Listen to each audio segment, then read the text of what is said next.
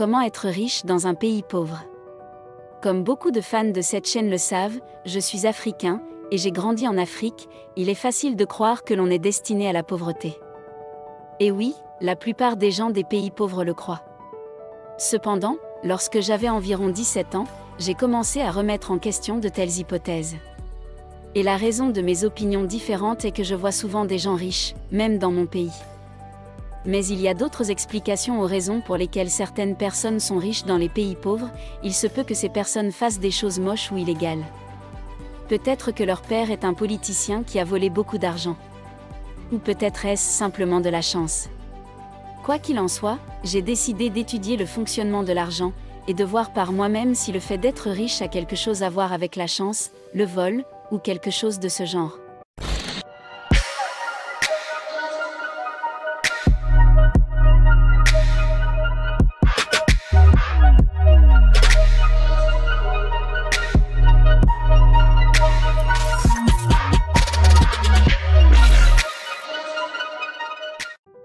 J'avais 20 ans. Je connaissais déjà la formule de création de richesse, et j'étais prêt à suivre cette formule. Dans la vidéo d'aujourd'hui, je vais partager avec vous comment devenir riche dans un pays pauvre. Si vous êtes nouveau ici, pensez à vous abonner pour ne pas manquer d'autres vidéos intéressantes comme celle-ci. Dans son livre, The Science of Getting Rich, Wallace D. Wattle nous a fait réfléchir à quelque chose de très important. Il nous a demandé d'arrêter de penser à la pauvreté comme si elle était causée par une certaine situation géographique. Parce que la pauvreté a quelque chose à voir avec un lieu géographique particulier, alors certaines personnes dans certains lieux géographiques seront pauvres, tandis que tous les autres seront riches. Mais ce n'est pas le cas. Au moment où nous réalisons cette vidéo aujourd'hui, des millions de personnes sont pauvres, même dans les pays les plus riches du monde. Par exemple, plus de 70% des Américains vivent de salaire en salaire, selon certaines études. Et pensez à ceci. De nombreuses personnes, même dans les pays les plus pauvres du monde, sont très riches.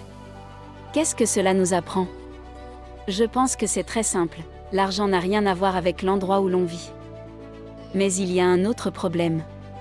Si l'argent n'a rien à voir avec l'endroit où l'on vit, alors pourquoi y a-t-il plus de pauvres sur certains continents que sur d'autres? Pourquoi y a-t-il plus de pauvreté en Afrique et en Asie qu'en Europe ou en Amérique? Je pense avoir une réponse. Et cela a à voir avec le conditionnement. Comme on raconte l'histoire d'un fermier qui apportait d'un œuf d'aigle de sa ferme. Quand le fermier est rentré chez lui, il a ajouté les 3 œufs d'aigle avec les œufs de ses poules, et ses poules ont éclos, les œufs ont été les siens. Plusieurs mois après l'éclosion des petits aigles. Ils sont là, juste avec les poussins. Ils se sont nourris de tout et de rien, se promenant comme les poussins se promènent et ayant les mêmes aspirations que ces derniers. Ces 3 aigles ont grandi et vécu toute leur vie, comme des poulets, ils n'ont jamais volé ou osé partir comme un aigle. Je suis sûr que vous croirez leurs histoires seulement parce que cela s'est passé dans le royaume avec les oiseaux. Eh bien, comme ces aigles, les semblables engendrent toujours les semblables, même parmi les êtres humains. Ainsi, ce qui se passe dans les pays pauvres, c'est que lorsque tu as 7 ans, tu remarques que tout le monde autour de toi est pauvre. Et pas seulement que ces gens sont pauvres, ils accusent toujours quelqu'un d'autre de cette pauvreté. À 7 ans, vous ne comprenez peut-être pas ces gens, mais lorsque vous avez 17 ans, vous êtes déjà initié avec succès au monde du mal.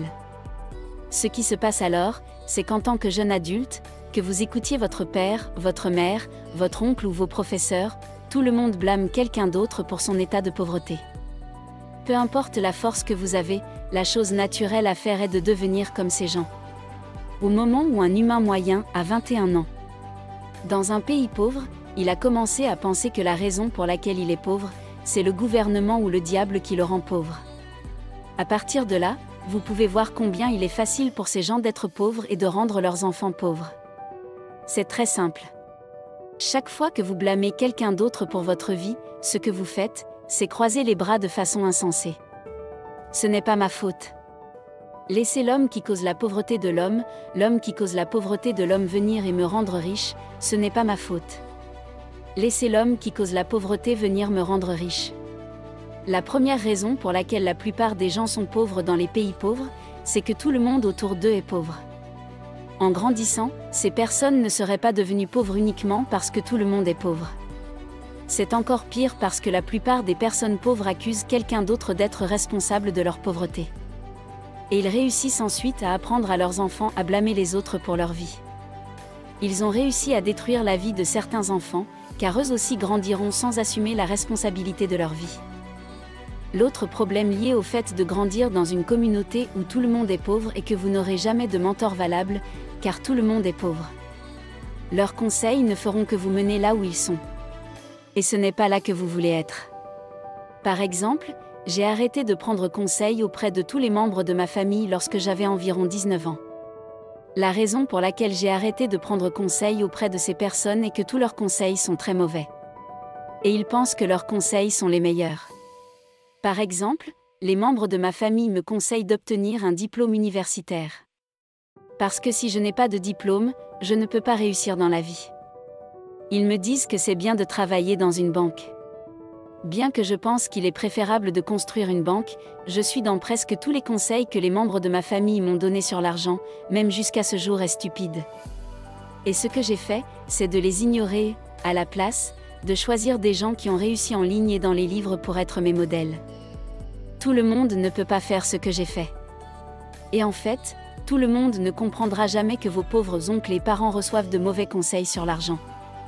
Et c'est l'une des principales raisons pour lesquelles la plupart des gens dans les pays pauvres sont pauvres. Les forts exploitent les faibles quand j'affirme dans cette vidéo que l'une des raisons pour lesquelles la plupart des gens sont pauvres dans les pays pauvres, c'est parce qu'ils ont de mauvais mentors. Quelqu'un me demandera, ok, qui a rendu le premier homme pauvre avant qu'il ne devienne un mentor? Pour les autres? C'est une bonne question. Et la réponse est dans le fait que le monde est une jungle avec un fort, qui mange le faible. La plupart des années de notre existence en tant qu'humains sont remplies de batailles entre nations. Nous devrions également nous souvenir de la colonisation et de l'exploitation d'un pays à l'autre. Toutes ces batailles n'auront pas conduit certains pays si ce n'est parce qu'elles ne sont pas des batailles physiques. Pensez Y comme vous le feriez pour un viol. Quand un homme viole une femme, il pense que c'est juste un acte physique. Mais pour une femme, c'est spirituel et émotionnel, et tout l'acte de viol peut se produire en 5 minutes, la victime peut en garder des séquelles pendant 50 ans. Des choses similaires se produisent lorsqu'un pays en envahit, domine et colonise un autre pendant de nombreuses années, pour ceux qui se demandent comment le premier homme est devenu pauvre. Je pense que c'est ainsi que le premier homme est devenu pauvre. Mais ce n'est pas une excuse pour que vous soyez pauvre. Voyez-vous, la pauvreté de votre ancêtre n'est peut-être pas de sa faute, car il a probablement été pris comme esclave pendant 30 ans. Mais votre pauvreté est la vôtre, car vous avez le pouvoir de vous libérer, de libérer votre pays et votre prospérité personnelle. Une autre raison pour laquelle beaucoup de gens sont pauvres dans les pays pauvres est que la plupart des gens ne semblent pas comprendre qu'il y a des différences entre la prospérité nationale et la prospérité personnelle, parce que la plupart des gens ne savent pas qu'il y a une différence entre la prospérité personnelle et la prospérité nationale. Beaucoup de gens dans les pays pauvres veulent courir vers les pays riches, beaucoup d'Africains veulent courir vers l'Amérique, beaucoup d'Indiens ont pensé qu'ils pouvaient migrer vers l'Europe. Et c'est un autre problème. Vous voyez, courir vers un pays riche ne garantit pas votre prospérité, car même dans le pays où vous courez, la plupart des gens sont encore pauvres. Maintenant que j'ai essayé d'identifier certaines des raisons pour lesquelles la plupart des gens sont pauvres dans les pays pauvres, laissez-moi essayer de vous montrer comment devenir riche dans un pays pauvre. Premièrement, reniez tous les mentors que vous avez. Je ne veux pas dire que vous devez légalement vous débarrasser de toutes les personnes qui font partie de votre vie, mais simplement que vous devez arrêter de suivre leurs conseils ou de passer beaucoup de temps avec elles. Sauf s'ils ont un esprit positif. En grandissant en Afrique, la culture de ma tribu exige que j'écoute et suive les conseils de tous ceux qui sont plus âgés que moi. Mais vers l'âge de 19 ans, j'ai commencé à me révolter contre les conseils des membres de ma famille, en particulier leurs conseils en matière d'argent. À 21 ans, il était devenu très évident que j'étais le mouton noir de la famille. Jusqu'à aujourd'hui, ces personnes n'ont tout simplement pas de conseils à me donner en matière d'argent. Ne vous méprenez pas. J'aime ma mère, mon père, mes oncles et mes frères et sœurs. J'aime mes amis africains. Mais je ne prends pas de conseils ou ne passe pas de temps avec vous avec votre négatif. C'est la première chose que vous devriez faire si vous venez d'un pays pauvre. Se débarrasser des gens négatifs. Arrêtez d'écouter les conseils financiers des gens pauvres. Allez plutôt à la bibliothèque et lisez des livres écrits par des personnes riches et qui ont réussi. Consultez Internet et suivez des personnes inspirantes qui vous feront croire en vous.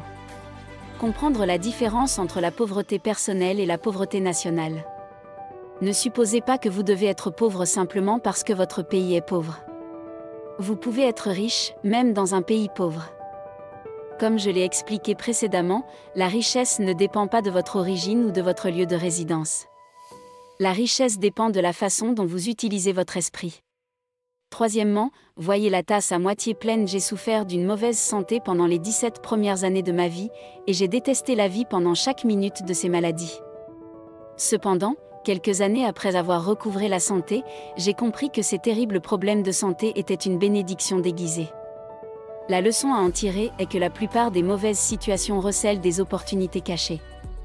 Mais la nature humaine met vraiment du temps à chercher des opportunités dans les mauvaises situations.